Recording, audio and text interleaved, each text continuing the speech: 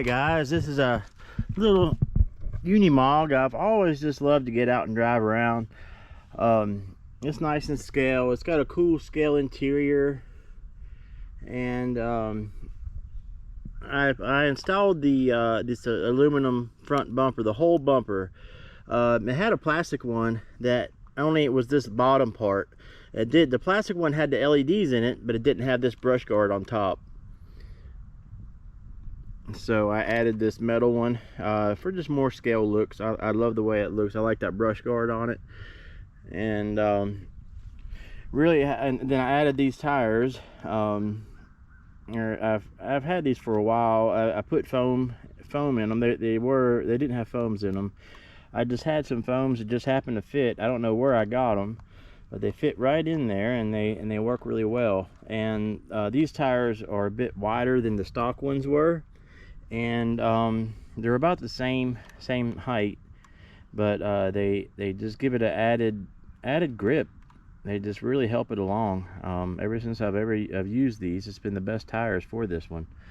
But that's about all I've done to it. The rest of it's all stock. It's got 2 motors, a little dual motor setup right there. I believe they're 370s, but don't quote me on that.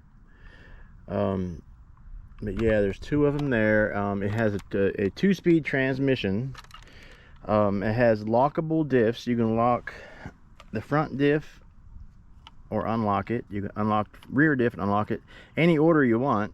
Each diff has its own button. You got the top buttons, front diff. This next button down is the rear diff, and the third button down is your low and high gear. So, which is really cool. So if this thing's loaded, it's got like 4 servos on it.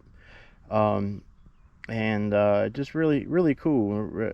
Very different than anything else I really have. I believe this has more options than any RC that I own, and it has more features even than my K10 TRX4, you know, with 2-speed transmission and stuff.